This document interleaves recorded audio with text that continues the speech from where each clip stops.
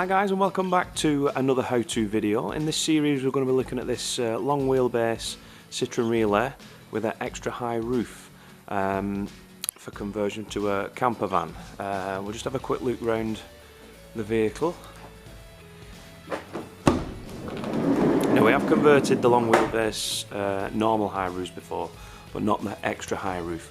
And in this particular model we're going to have that extra space at the top, which is going to give us a bunk at the front, a kiddie's bunk. Basically it's going to slide out over the seating area and give the kids a bunk at the top. So I would imagine this will be classed as a 4-berth. But layout wise, we've got two forward facing seats here with seat belts that obviously make up to a bed at night time underneath the bunk.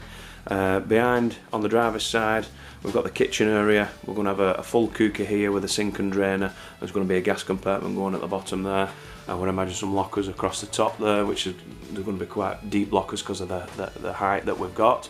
On the passenger side, in this back corner, we're going to have the shower and toilet area compartment there, and then we've got a fridge, a microwave, and I think we're probably going to be able to fit in a wardrobe at that top side there. But that's the basic layout. We're going to be fitting awnings and solar panels as well on this particular model. But yeah, as with the minute we've got the vehicle, it's come to us like this. I'll just step back so you can see the entirety inside. I've took some of the ply lining out. There was some ply lining on the back doors and things, but we've still got the original black covers come from Citroen, so I'm going to get them taken out. I'm going to take the bulkhead out, and we're going to be swapping the passenger seat, which is a double at the minute. We're going to be changing that to a single. We're also going to be taking this flooring up. I'm going to put in a fresh floor down, but in the middle, in the walkway and obviously the entrance part there at the front end, we're going to be raising that up to give I think the lady on this particular model, I think she's small, so obviously she's going to need it raising up in the middle because of the extra height that we've got on this. But as you can see, it's quite a big area for conversion. This one, it's going to be different again than what we've done before. So I'm going to carry on now, get everything stripped out, and we'll take another video. Right, okay. So we've got an empty shell now. Everything's been stripped away, all the flooring, all the original panel work from the van itself. Took the shelf out at the top here because we need to maximise that height there for this little bunk for the kids at the front. So we took that out, and obviously the bulkhead and the cab seats as well. So a quick look at the dashboard. I don't think there's any changes to this. This is a 14 plate, this particular model, so you've probably seen this kind of dash before on the other videos that I've got on. Just a couple of things I wanted to point out before I go any further. On this particular high roof model, I've noticed a few things. There's two plastic caps right at the front there, which aren't on the original one, but for me they're probably a potential for leaking at some point, especially with them being on the front and the water driving up.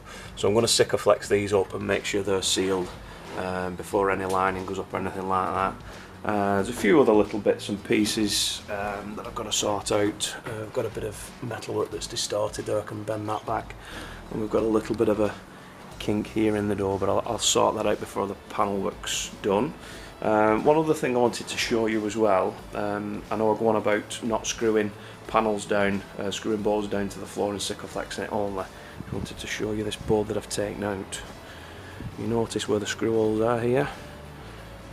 I don't know if you can see the watermarks where the screws were, and that's exactly why I don't screw anything down, due to the water coming up through the pan floor and into the wood where the screws have gone through. That's exactly why I don't do it. This was obviously just lined out by a company that probably just line them out every day, but it doesn't really matter to them, but for us it does, and you can see, especially this one here, the water's coming through, so all these holes, screw holes down on the floor there, they're all going to be Sikaflexed up before that gets put down as well. So next stage for this, I'm going to be measuring up the windows, because this is having glass windows, not sights windows, so I've got to measure up and cut them out precisely on this one, and I'm going to be marking off where the lights are going and where all the electric points are going as well. So I'll get on with that, and I'll take another video. Right, okay, so we've got all the windows cut out. Got the sliding door window cut out as well. Fridge vents, top and bottom fridge vents there. We've got water filler. We've got the 240 hookup. We've not got the exhaust outlet for the heater yet because I'm not 100% of its actual positioning yet, so I'll do that later on. But roof vents as well. Mid-ear kit at the front. A 400 over the kitchen, a 280 with 280 at the back over the shower. I've got a lot of the timbers bonded in now. I've got these going across the roof supports here. That allows me to straighten the roof out, which gives me a bit more strength for when I come to screwing the lockers to it as well, because I can get some 1/2 inch ply up there now, which gives me plenty of wood to screw into for the lockers. It's also better for the partitions when you're putting them in. The way we panel them out as well, we don't go to these recesses. We do on this side, because that's slightly different, but on this side, with it being one long piece, we don't come to these points like other people do.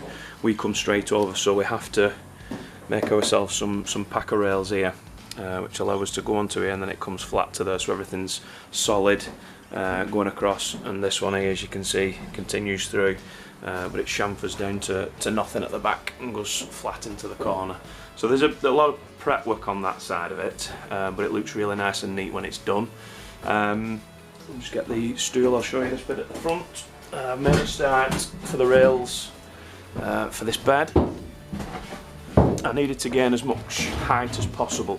If you remember before, there was the plastic tray, shelf, whatever it was, from the manufacturers. Obviously this middle bit, because it's arched, this middle bit is highest point, so I've gone as close as I can with that rail, but I've had to, as you can see, it goes wider to the edges, so that's flat there across there now. And obviously I've got another support rail at the back there, which is still drying at the minute, and then there's going to be a board that goes on top, and that's going to allow us to have this pull-out bed system that's going to come out to roughly about here. We've just sent some sizes off for some metal work to be done, so we've got a support coming down which is going to come across and obviously give this back end here where the bed's going to be some support from the roof, and we're going to have to rig something up across this side yet for the support on the other side. Bonding some sticks on the front here. That's going to allow me to get a panel in there and screw that up, but it's also going to allow me to get some insulation behind there. So again, that stuff's dried, so I can start making the paneling on that. I framed up all the roof vents, as you can see up my stool again. But we always go, obviously you can see how the roof's corrugated a bit there, but we always go, we follow the shape of the corrugated roof. A lot of people just go to the low points and leave little voids in these parts here. It's no good, because when you come to clamp the roof vent up, it gives you a soft spot on the metalwork, and that's where leaks start to form. So as you can see, it's all solid now with the wood, so we don't get any problems that way.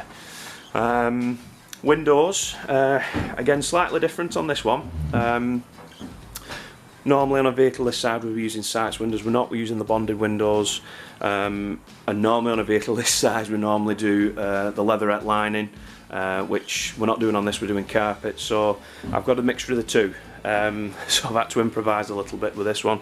I've put some wooden rails round, which normally I wouldn't do for glass bonded windows, because I would normally take the carpet to the metalwork. I can't do it on this because of the shapes and the holes and everything else what we've got here.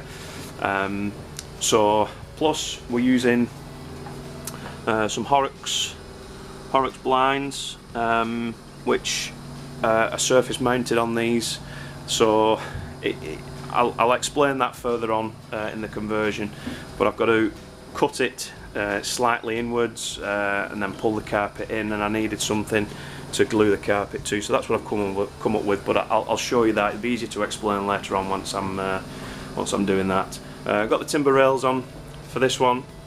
You notice that's quite a long rail over this small window.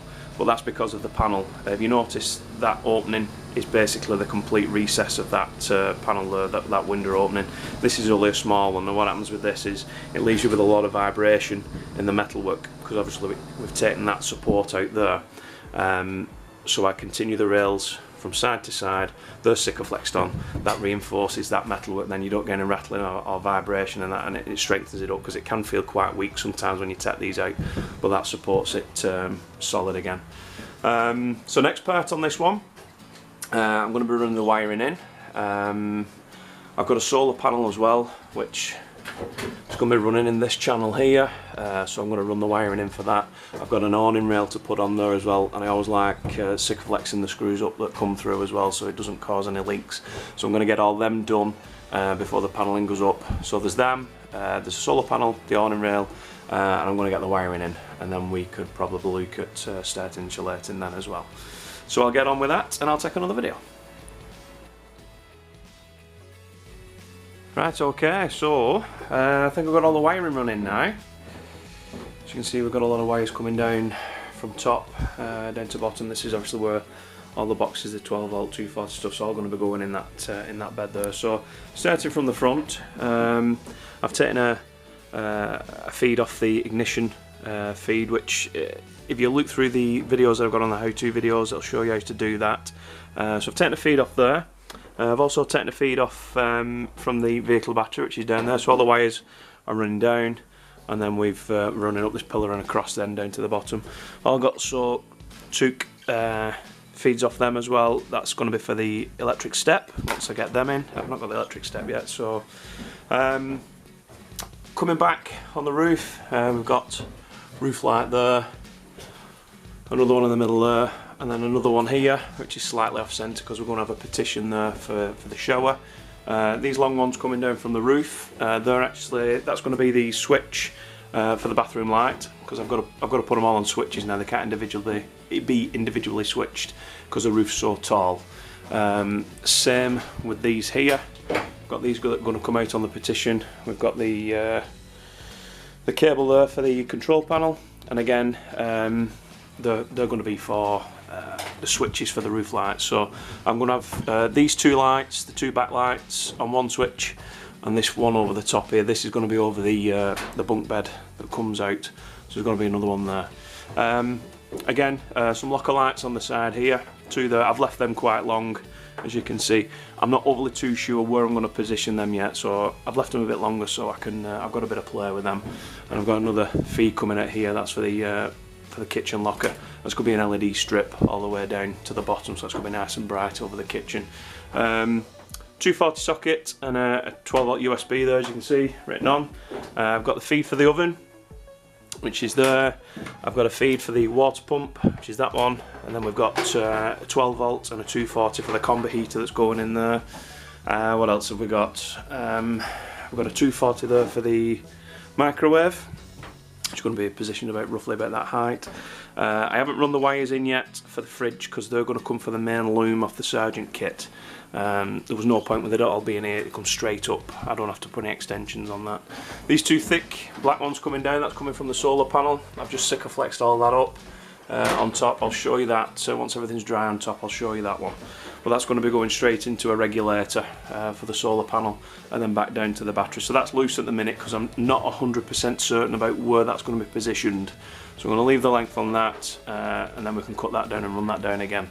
But as you can see, I've got loads of wiring running down here, 240 and 12 volt stuff all separated down, as you can see. Lights, hobs, sockets, everything, and then everything's going to fall into this this seating box here. So fingers crossed I haven't missed anything. I don't think I have. I've gone through all the list and everything that we've got. So the next part for this now is probably insulating and panelling, but I'm going to leave that to the next video. We've covered the first level of the prep on this now, so yeah, I'll leave it here and we'll pick up again once start insulating and panelling out.